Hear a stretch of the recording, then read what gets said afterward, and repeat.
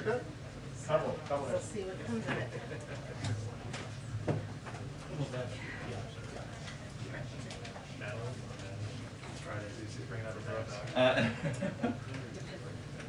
Lion after this. Just one less pair of shoes.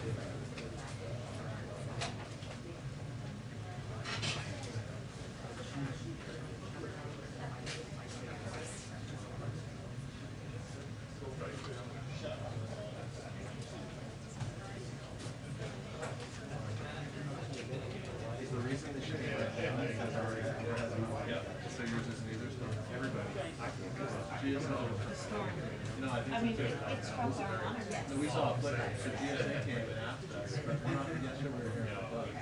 Yeah. We're not here anymore. So I couldn't identify what's wrong other than, I said, how do you know you're not getting it? It was. Were you guys outside? Is it? Yeah, it took out our water. It was so.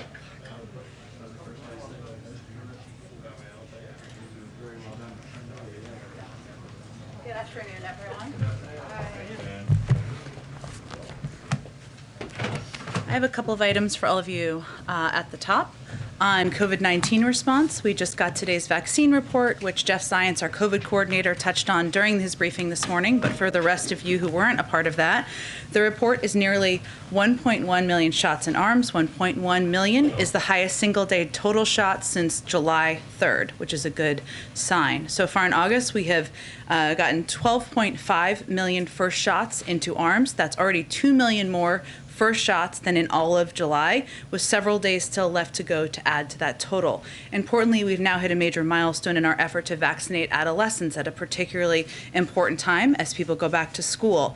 50% of 12 to 17-year-olds now have at least their first shot. Obviously more work to do, but a positive step forward.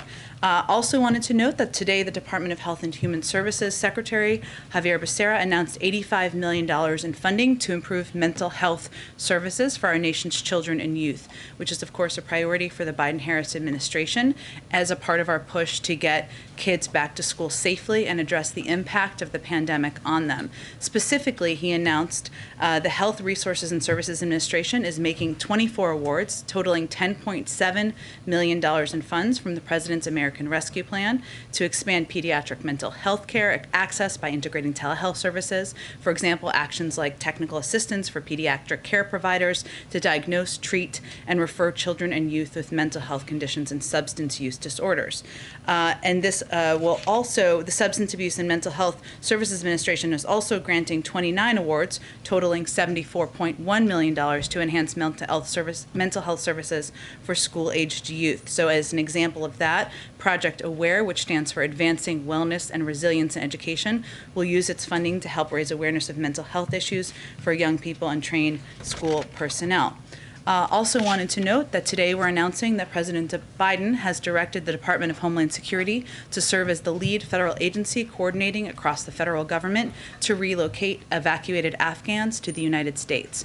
Already, DHS has been working closely with agencies across government, including our military, diplomats, intelligence community, and law enforcement professionals, and many others, to ensure that all Afghans are screened and vetted prior to being allowed into the United States. Additionally, all evacuees will continue to undergo extensive COVID-19 and public health precautions, including immediate COVID-19 testing and offered vaccines upon arrival. DHS will also coordinate with numerous other federal agencies to ensure that relocated Afghans have access to medical care and sufficient support to enable their successful resettlement in the United States. The President is grateful for the critical role the dedicated workforces across the federal government, including our military servicemen and women, diplomats, our intelligence and law enforcement professionals, and many others are in implementing this effort. Finally, this afternoon, the President and FEMA Administrator Deanne Criswell will host a call with the governors of Louisiana, Alabama, and Mississippi to discuss ongoing preparations for Tropical Storm Ida, which is expected to make landfall on the Gulf Coast as a major hurricane on Sunday. As some of you may know, Sunday is the 16th anniversary of Hurricane Katrina, which caused widespread devastation, claimed more than 1,800 lives, and displaced so many families. The FEMA Administrator was in Louisiana yesterday. She met with the governor, with Governor Bell Edwards and the State Emergency Management Director to discuss how they're mobilizing to prepare for what could be a very dangerous storm hitting a region that has been heavily impacted by the Delta variant. And the President will be closely tracking this and receive updates through the course of the weekend. Amr, with that, why don't you kick it off? You put out a statement not too long before we came out here that had some pretty sober language in it about the latest briefing the President has gotten from his national security advisors, namely that an attack is likely. I know you're limited, but is there any more specificity you can offer on what that threat is? And secondly, what does it mean for the evacuation? Does the intel in any way also, and changes that need to be made, limit or restrict the ability to continue or get as much done with the mission through August 31st? Sure. Well, I think many of you may have seen the statement I put out this morning, but just to highlight the reference I believe Amr was making, what I would conveyed in the statement was that the national security team the President met with this morning advised the President and Vice President that another terror attack in Kabul is likely. And they are taking maximum force protection measures at the Kabul airport and in the surrounding areas with our forces as a result. I will note that the Department of Defense also just gave a briefing this morning, and I will echo some of the descriptions that they offered. The threat is ongoing and it is active. Our troops are still in danger. That continues to be the case every day that they are there. This is the most dangerous part of the mission. This is the retrograde period of the mission. And what that means is that this is the period of time when the military, commanders on the ground, and forces begin to move not just troops home, but also equipment home. And that is often a very dangerous part of any mission. But in this case, they're also doing that while there is an ongoing and acute threat from ISIS-K.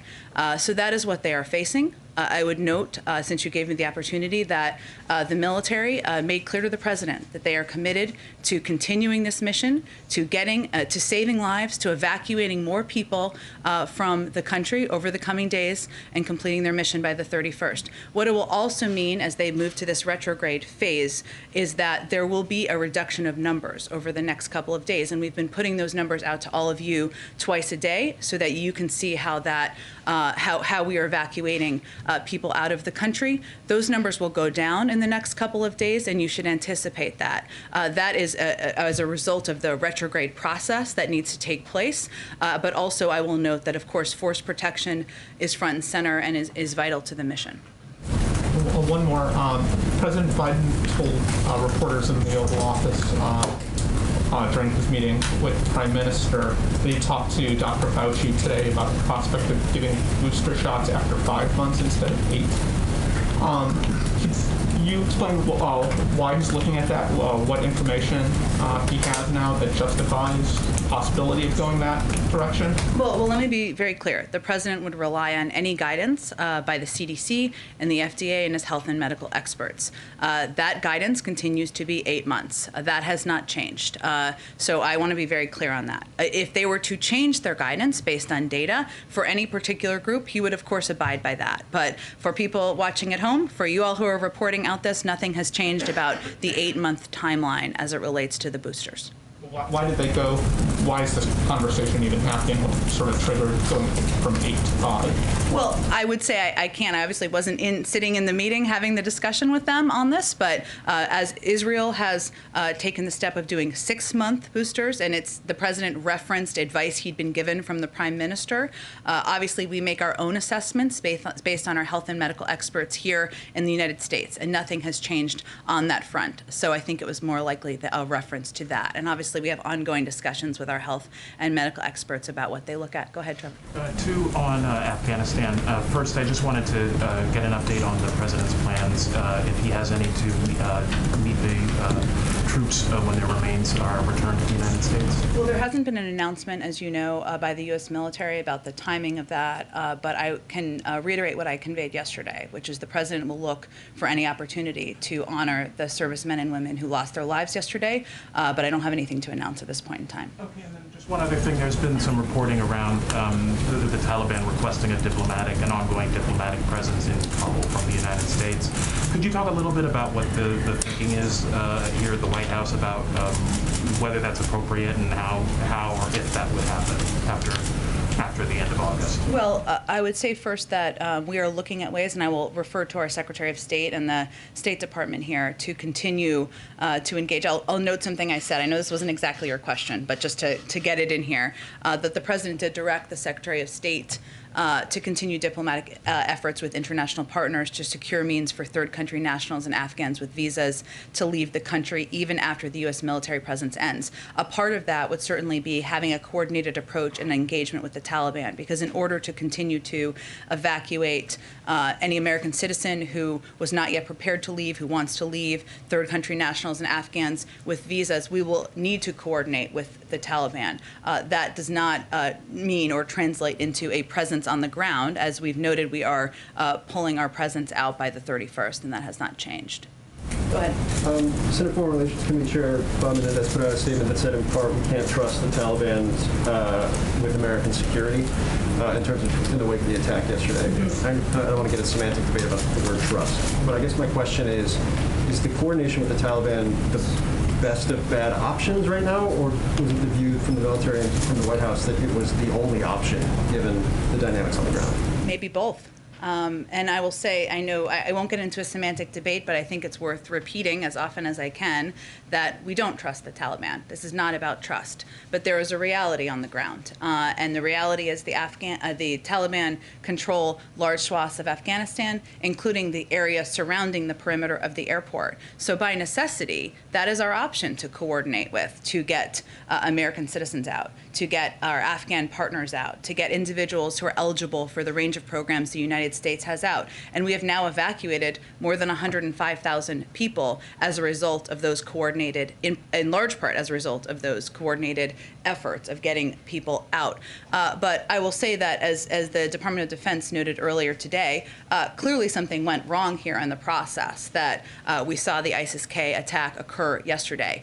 We don't have additional information to suggest that it was intentional or anything along those lines, which was a question that was asked yesterday. But clearly, there was a break in the security process here. There's no question about that. And just one more kind of following up on what Amar asked. It is rare that you have U.S. officials be this definitive about the security threats that are being faced anywhere in the world. Mm-hmm. But this has always been something the President has pointed to as to why he wanted to stick to the August 31st deadline. Is there a tangible difference in what you guys are seeing or have seen over the course of the last several days that makes this moment different than what the President was citing a week ago or 10 days ago? Well, I can't always, I know you're not asking me to, but I can't clearly get into specific details from here. But what I think the reason we put this out publicly in the way we did is because yesterday there was an attack by terrorists that killed 13 members of the U.S. military. And it's important for us as the government to be clear about what threat our U.S. forces are facing on the ground as they continue to implement the mission. And that threat is acute, it is ongoing. Our troops are still in danger, and they are taking the steps they are taking to save lives and evacuate people because of their commitment to the mission, and we felt it was important for people to understand that. Go ahead. Thanks, Jen. I also wanted to ask you about the statement you put out. You said that in light of yesterday's attack, the troops there are taking maximum force protection measures at Kabul airport. What resources are available to them that they didn't have yesterday? They have the same number of troops and the same amount of equipment. Any resources that they need and they request from the President, they will be granted. But I'm not going to get into additional details. Okay, and then I'm also wondering if the President has any plans to speak to the families of the fallen service members? Yeah, so how this process works is the next of kin notifications would, of course, happen by the Department of Defense, typically in person to next of kin. I believe they gave an update on that this morning, conveyed that that process is ongoing. The President wouldn't then make a call or reach out until that process is completed. And it would be up to the next of kin and the families to determine if they are prepared to receive a call from the President of the United States. And I think it's important to note that this may be the worst day of their lives, and they may or may not feel they're ready to talk to the United States or they want to talk to the President of the United States, and that's their choice. But I expect once any calls are completed, we'll provide you all an update. Great. And then finally, I want to know if the White House has any reaction to the swath of Republican lawmakers who are now calling on the president to resign over this? Well, Nancy, I have to say that seeing some of this occur or be called for or be put out on Twitter, the backdrop here is the U.S. men and women of the military deployed on the ground are bravely continuing to implement a mission to save lives on the ground. American citizens, Afghan partners, many people that some of these same individuals are calling for us to evacuate. Yesterday, they lost 13 of their own, and the president made absolutely clear that we are going to hunt down, go after, and kill the terrorists who are responsible. Everyone should be supportive of that. So you're saying now's not the time for politics? Correct. Go ahead. Thank you, Jen. When the president says, we will hunt you down and make you pay, what does that look like? Is he going to order a mission to kill the people responsible, or would he be satisfied if they are captured and brought to trial? I think he made clear yesterday that he does not want them to live on the earth anymore. Okay. And as the U.S. is coordinating with the Taliban about security for the next couple days, some of the people running security for the Taliban in Kabul are terrorists with millions of dollars worth of bounties on their heads. Are we going to try to bring those known terrorists to justice before we leave the country? Peter, I think our focus right now is on doing everything we can to get the remaining American citizens who want to depart out of the country, to get our Afghan partners out of the country. As I just said in response to Phil's question, this is not a preferred relationship or a situation that we would have designed if we had started from scratch. I think that's very clear. But right now, we need to continue to coordinate. That's our focus for the next couple of days. And the last one, you said that you think we're going to have a great deal of leverage over the Taliban after we leave. You think we're going to have more leverage with no troops on the ground in Afghanistan than we do with thousands of troops on the ground in Afghanistan? Well, to be clear, one of the steps that the president directed his Secretary of State to take, which was in my statement this morning, was to engage with our international partners to determine what the path forward looks like. And there are key components here. The Taliban are going to want a functioning airport. So do we.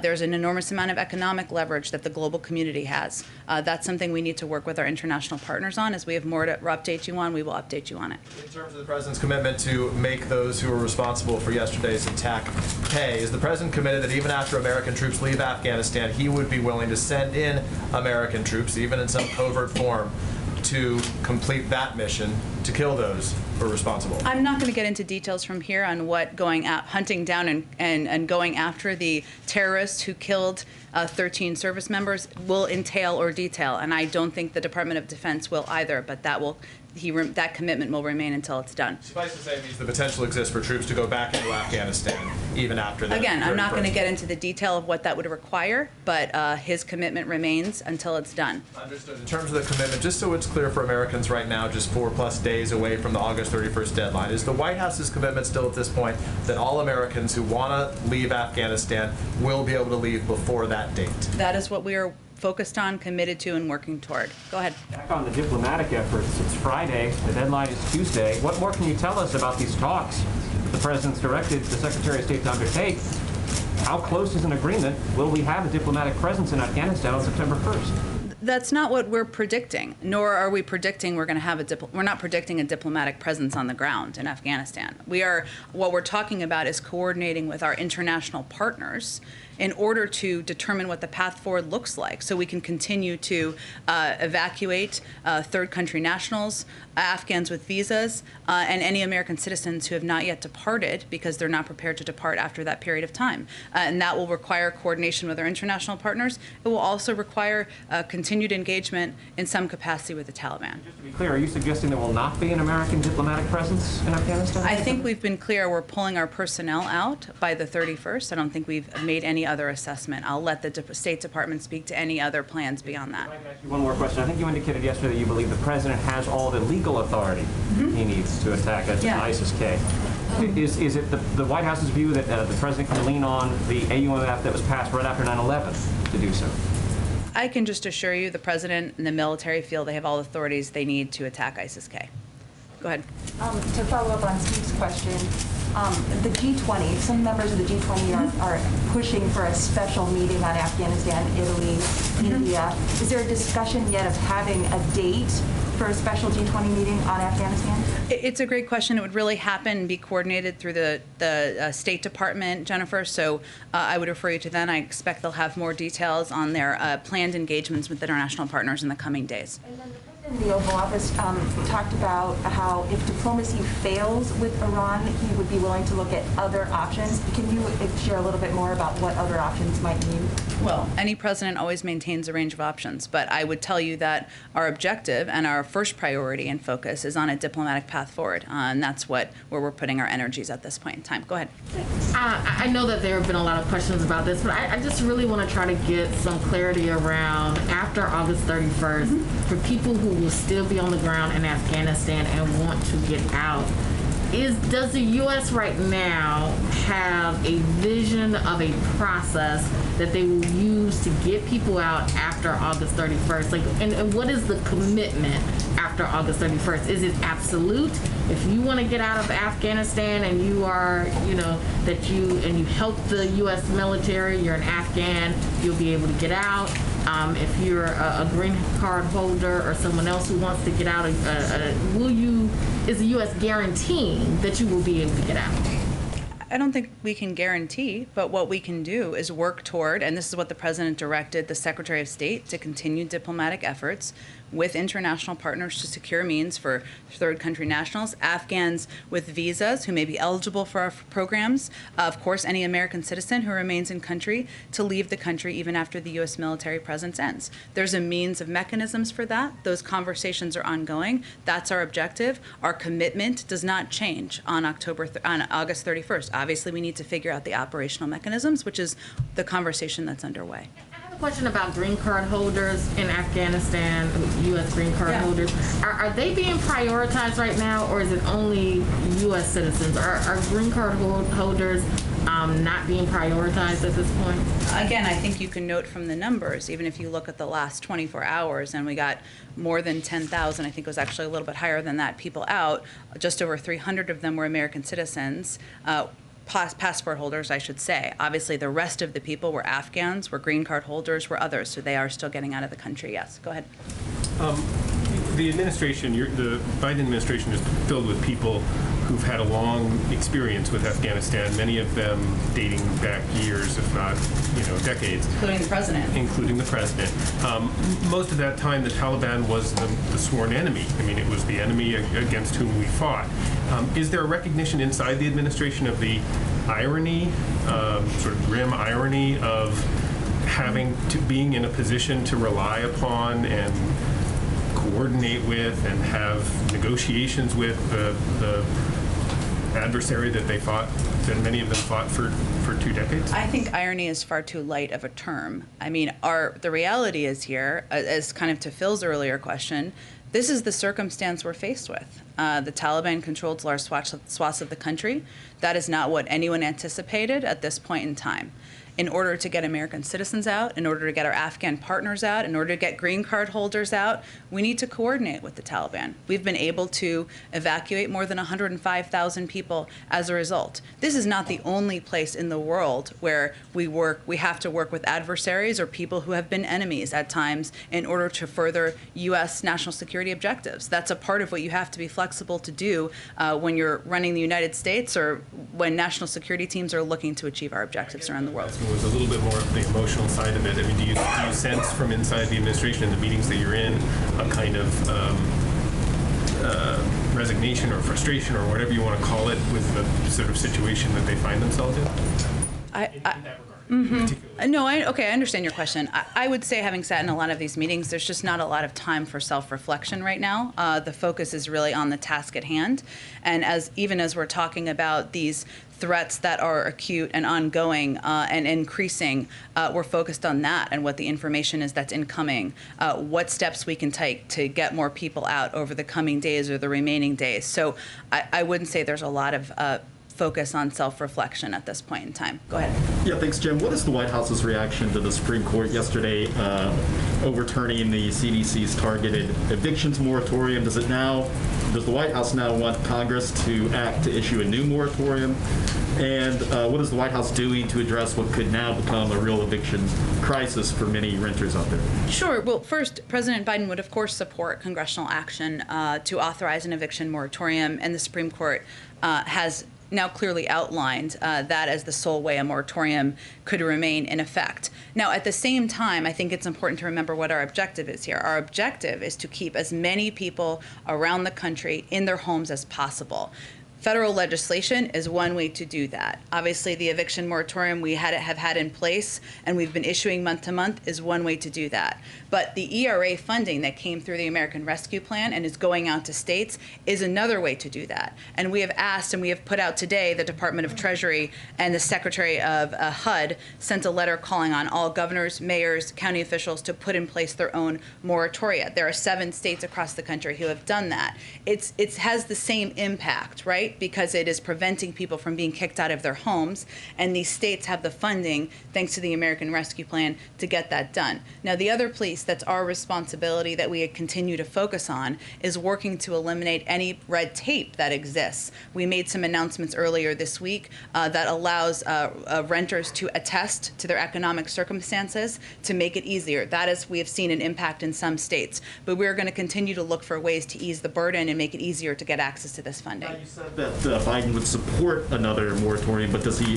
going to actively urge Congress to take up a vote and pass one, to issue one? He has conveyed that, but I think it's really important just to go back, not to beat a dead horse here, but to not miss the forest through the trees here, which is what we're trying to do here is prevent people from being evicted from their homes.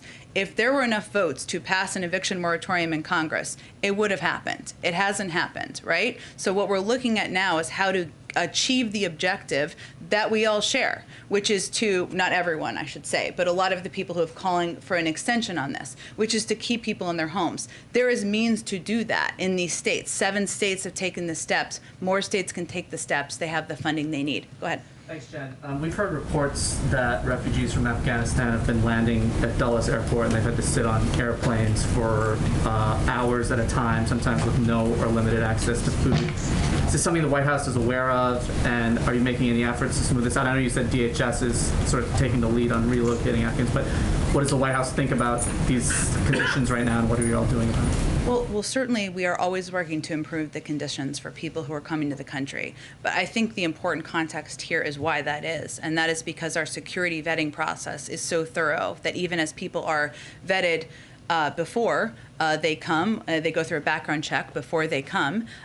We implement multiple layers of checks, including a confirmation in some cases on landing, and that is to check the manifests. And in a limited number of cases, we have vetting processes that may be unresolved, very limited, but that may lead to, at times, a delay in individuals being held on the plane so that we can have that process seen through. Now, of course, ensuring that people are treated humanely as they are coming to the United States, they have access to food and to water, is something we are committed to, and we will continue to improve any of these conditions. But I think the reason why these planes are waiting is also an important part of the context here as well.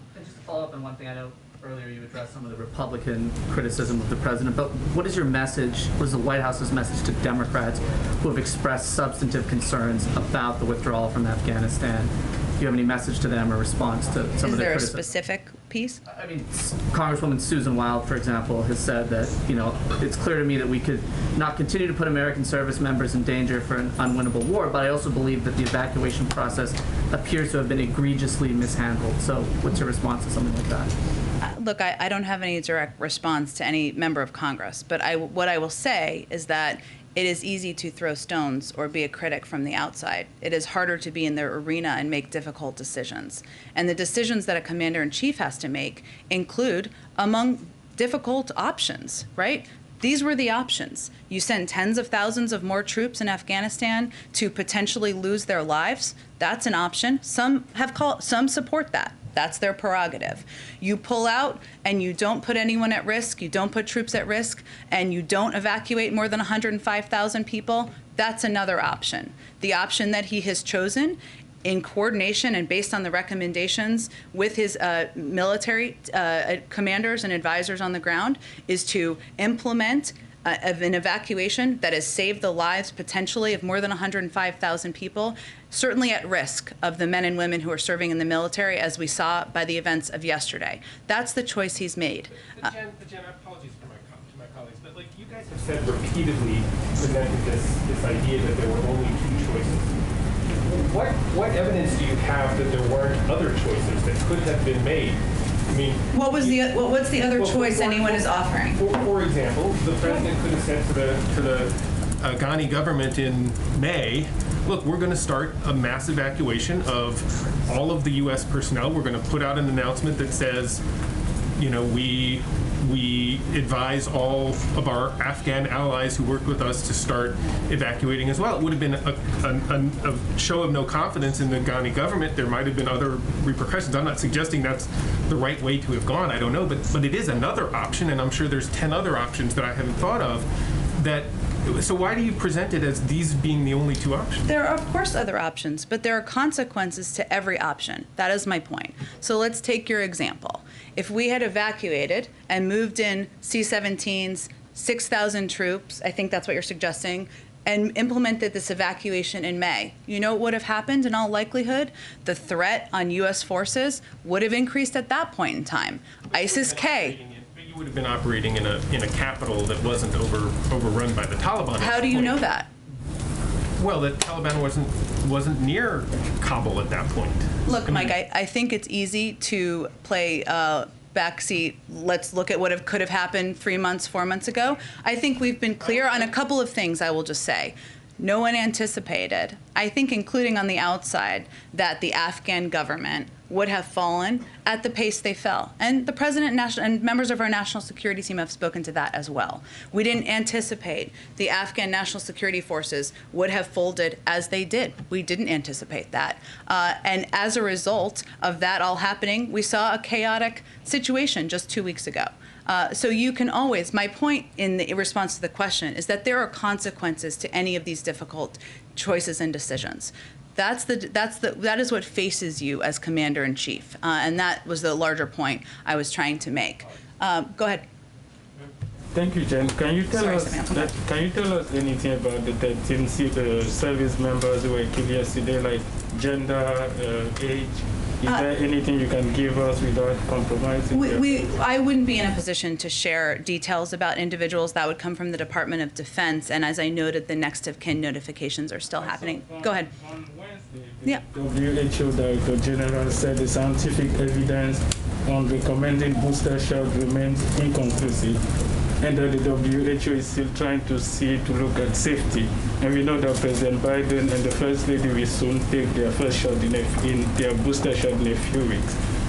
Are you concerned that the president will take maybe a booster shot that is not scientifically, that has no scientific evidence? No, it was approved by our FDA and recommended here in the United States, and that's the gold standard of this type of data review. Go ahead. In the last 24 hours, we understand that approximately 12,000 people have been evacuated out of Afghanistan. Yes. We know that for security reasons, you can't get specific on what security plans are in place, but generally speaking, can you say if any of the protocols or plans on the ground have changed to enable these evacuations safely, despite the threats that are currently there? Sure, I understand your question, and certainly they adjust and make adjustments on the ground. The commanders on the ground do in order to keep their troops safe, in order to successfully evacuate more people from the country. And as you noted, we're obviously not going to get into those details from here. It's also important to note and just reiterate, as I said earlier, that you will see a reduction in numbers over the next couple of days, and that is because they are beginning the retrograde process over the course of the next couple of days. They will also be mindful of troop posture and keeping the men and women of our military safe to the degree they can. Over the last few days, we have seen images of service members kind of creating this human chain, this human barrier holding people back in Kabul. Do you know if that's still happening? That seems like it's putting them in a very vulnerable spot. The servicemen, sorry, just so I understand. Just images of them kind of blocking groups from getting to a certain area. Do you know if that's still happening, or is that one of the changes that's been implemented? I can't. I would point you to the Department of Defense for any operational changes they can speak to, and I would predict they're not going to speak to many in detail. What I will note and refer to is something General McKenzie said yesterday, which really stuck with me in terms of illustrating what's happening here.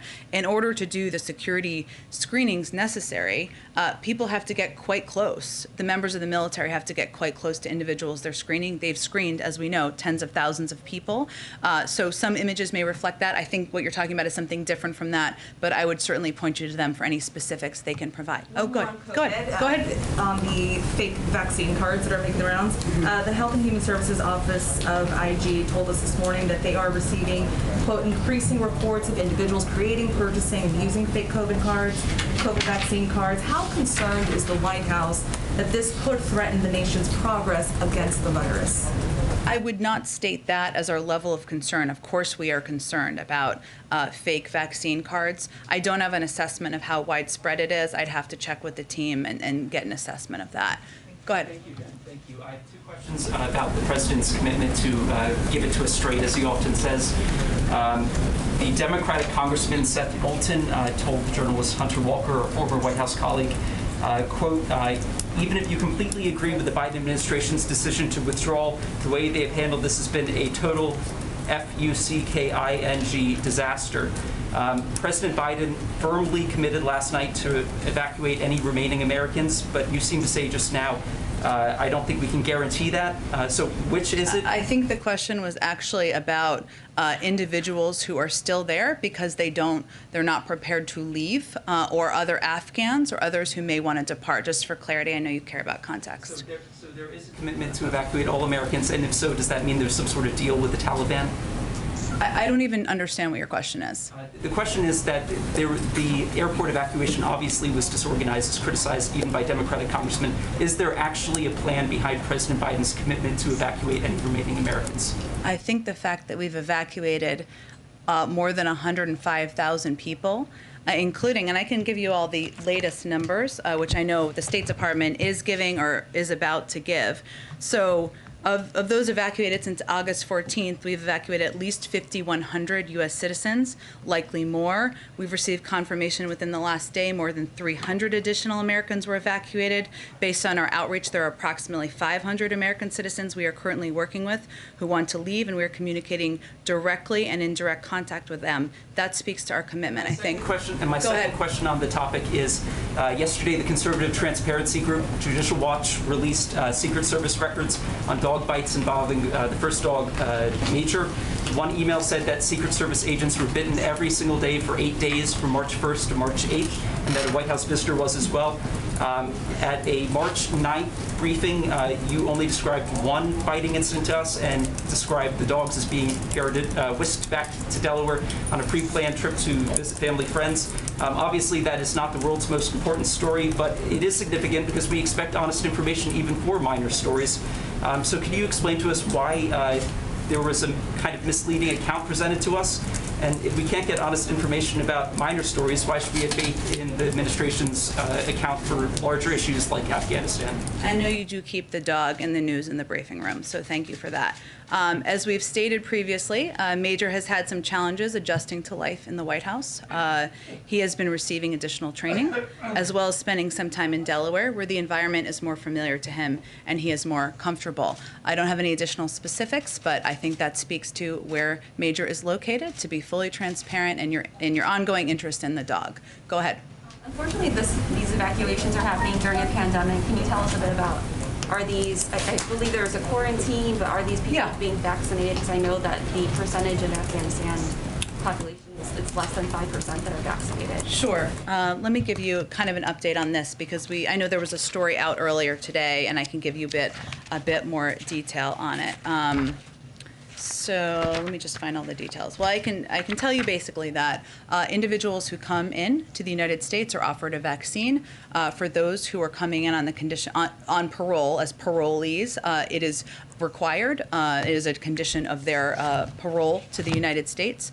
But we have made this available at Dulles, and we are continuing to look for ways to expand access to the vaccine to other places where individuals are landing to provide it as quickly as possible on landing. In terms of what steps we're taking, everyone is tested upon arrival, and steps are taken if individuals test positive to quarantine them. Obviously, American citizens are asked to quarantine, and like any other American citizens, that would be something they would do on their own. Go ahead. The president pledged to hunt down people responsible for this attack. How do you prevent that from becoming an open-ended mission, much like the previous, targeting of terrorist groups in Afghanistan? Well, again, I think the military and the national security team that serves the president has enormous capabilities and capacities and is pursuing a range of missions at the same time. Obviously, the one they are undertaking in Afghanistan is one that is front and center in the news right now. But I will tell you that we are consistently looking and tracking down and hunting terrorists around the world where they are. This is going to be a part of that effort. That will unfortunately be ongoing. And one of the reasons I would remind you all that the president made the decision to bring our men and women home is because the terrorist threat has metastasized. There are other parts of the world, and this kind of goes to an earlier question, where we don't have a military presence on the ground, but or a diplomatic presence on the ground, but we are still tracking counterterrorism threats. Libya, Yemen are two examples of that. So that will continue. Does the administration assess that ISIS-K wants to or has the capability to attack Americans domestically in the United States, or just in Afghanistan at this point? No, that's not an assessment we've made at this time. Go ahead. To ensure, is today your last day? Yes, it is. Well, thank you for your services in the media. We decided there were too many Steves in the briefing. There are a lot of Steves. I will look into that. To ensure Iran never develops a nuclear weapon, President Biden told the Israeli Prime Minister today, quote, "We're putting diplomacy first and seeing where that takes us, but if diplomacy fails, we're ready to turn to other options."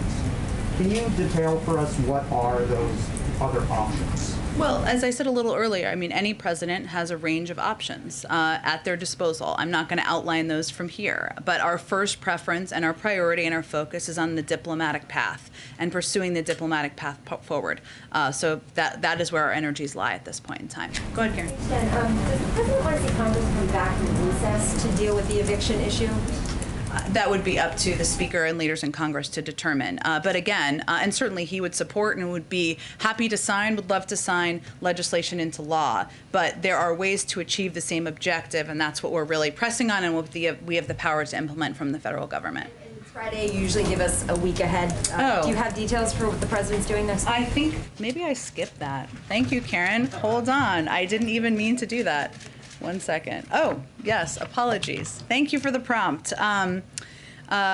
Every day, and some of these details will be finalized over the coming days. As you can expect, it's a bit fluid, but every day this weekend and next week, the president will continue to meet with his national security team to discuss intelligence, security, and diplomatic updates on the evolving situation in Afghanistan. And as I noted at the top, he will also be receiving regular updates on the hurricane. We'll provide those updates to you as they happen. Next week, the president will also welcome President Zelensky of Ukraine to the White House. The visit will affirm the United States' unwavering support for Ukraine's sovereignty and territorial integrity in the face of Russia's ongoing aggression in the Donbass and Crimea, our close cooperation on energy security, and our backing for President Zelensky's efforts to tackle corruption and implement a reform agenda based on our shared democratic values.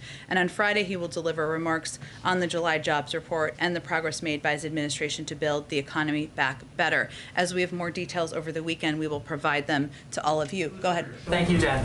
Oh, it's our Friday guest. We'll get to him in a second. It's been a while. Go ahead. Thank you, Jen. Two quick follow-ups here. I wanted to return to the binary of continuing a forever war that both Republican and Democrat administrations opposed, that the polling showed the majority of the country opposed, and then the withdrawal and the idea that, no matter what, that was going to be messy.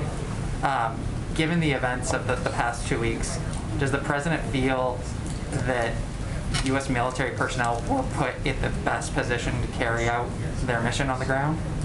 Well, I would say first that anything the U.S. military has asked for as they're working to implement this mission, they have been granted. And I think they would confirm that as well. And the president asked them that at the end of every meeting. I would also note something that was said yesterday at the Department of Defense briefing, which is that they know they are, and this is why the men and women of the military are so amazing and incredible. They know they are putting themselves in harm's way when they're working to implement missions like these. And they work to implement plans and put together plans that have force posture protection front and center. But when we're dealing with a real threat from ISIS-K, of course, events like yesterday unfortunately happen. And then yesterday the president said that he made the assessment after talking to his military advisors that Bagram Air Force Base was not much of a value add. I'm curious because General Milley earlier in August said, quote, if we were to keep both Bagram and the embassy going, that would be a significant number of military forces that would have exceeded what we had, or stayed the same, or exceeded what we had.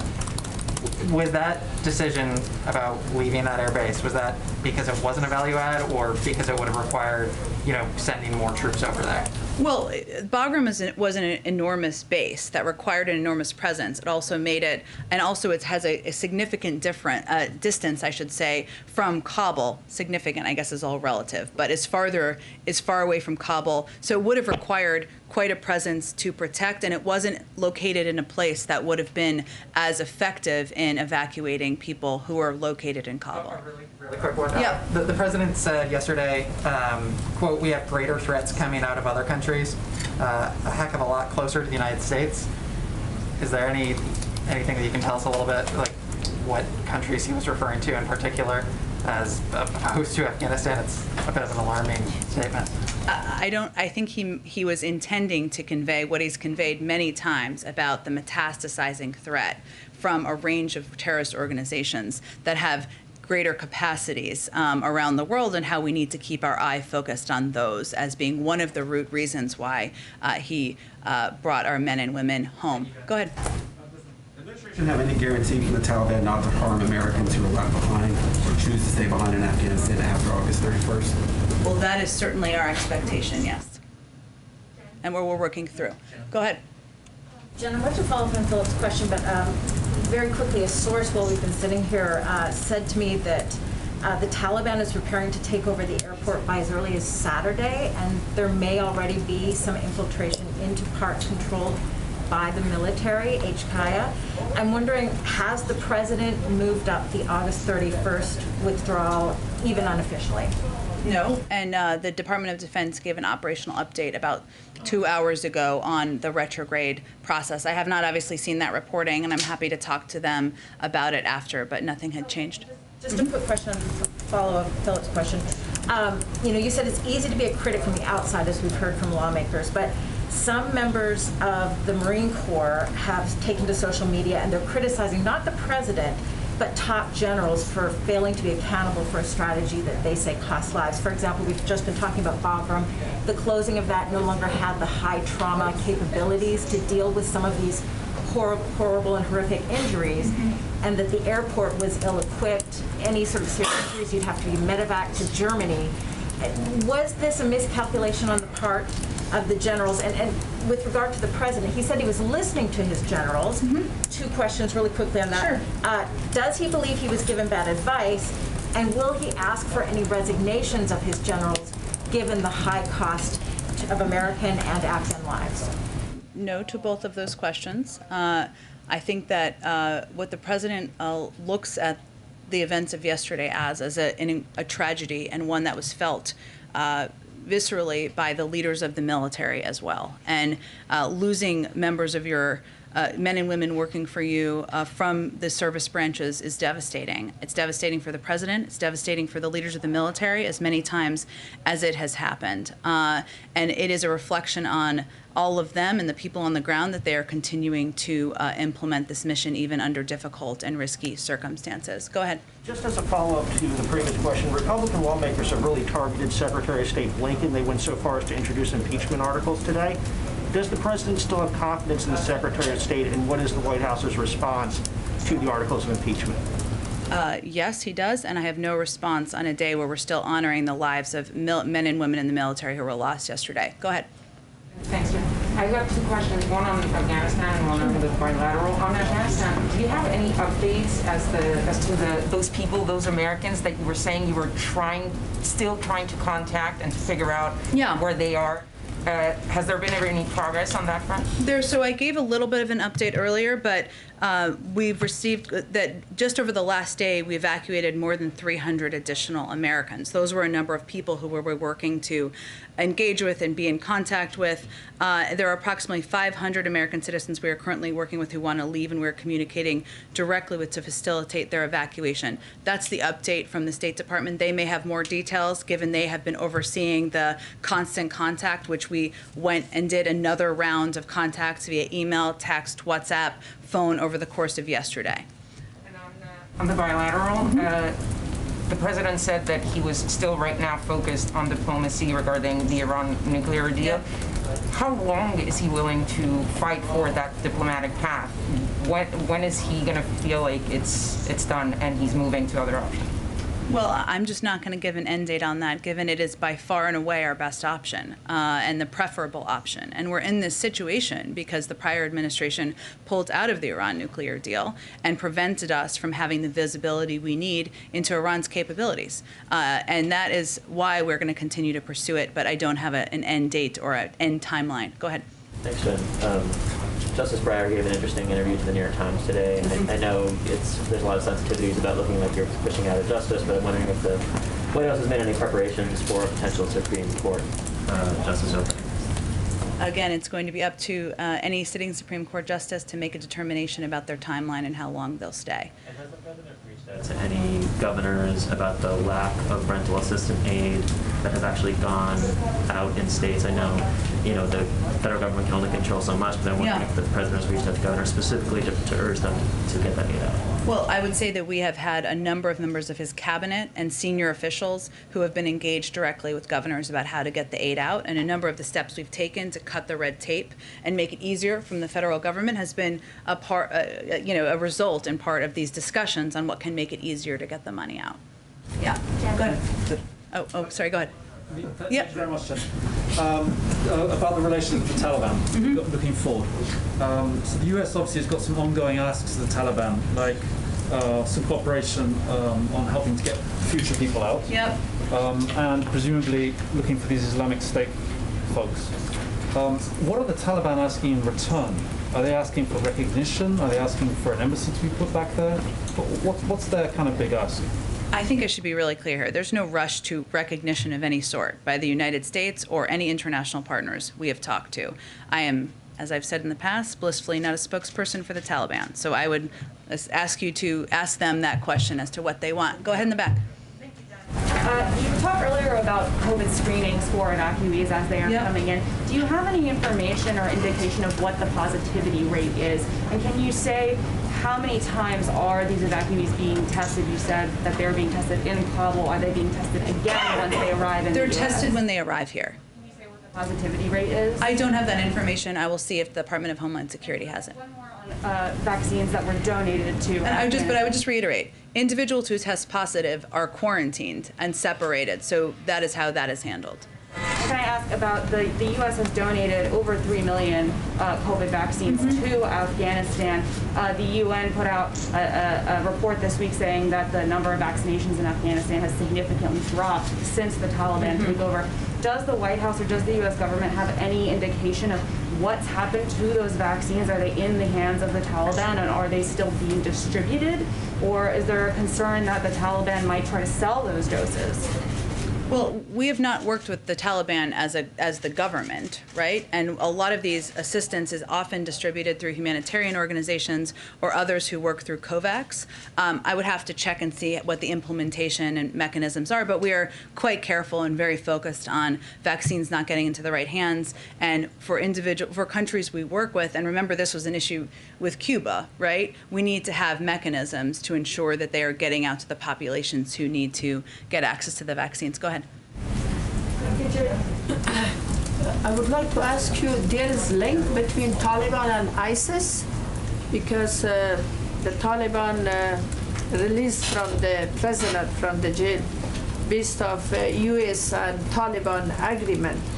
Now Afghan people more worried if the Taliban and ISIS-K, they are friends, it's going to be okay, and still they are friends with the Al-Qaeda too, which is they didn't keep their commitment.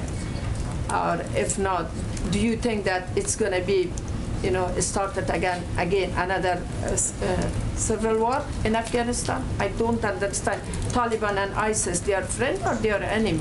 I think there's clear historic evidence that they have been enemies in the past. I don't have any assessment beyond what we've said over the last few days about the fact that we have no information to suggest that the Taliban had knowledge of or engagement in the ISIS-K attack. Beyond that, what we have available or what I can speak to as historic precedent. Oh yes, let me go. Hello. So we haven't done this in a while, but so this is, let's see, Blake Patterson. Thanks for joining us, Blake, who is from The Advocate in Baton Rouge, Louisiana. How can we help you, Blake? Thank you for having me. Hurricane Ida is on Louisiana's doorstep, but today marks the 1-year anniversary since an even stronger storm, Hurricane Laura, devastated Lake Charles in southwest Louisiana. President Biden promised back in May that help was on the way, but the region still hasn't received a penny in supplemental disaster relief. What can you say to the people of Louisiana for how much longer they need to wait for President Biden and Congress to act? And with this latest storm coming, why should Louisianans trust that the Biden administration will be there to back them up if it's just as devastating? Well, I can tell you that the president is incredibly focused on Hurricane Ida and the fact that it is approaching your community and your state later this weekend. I think we're going to announce this shortly, but I'll tell you, we are sending a surge response team, 50 FEMA paramedics who will be providing medical care statewide, 47 FEMA ambulances operated by 94 FEMA emergency medical service providers will be supporting patient movement statewide to assist the state in decompressing hospital load should that be needed. We have over 250 personnel across the state and 20 VA hospital beds.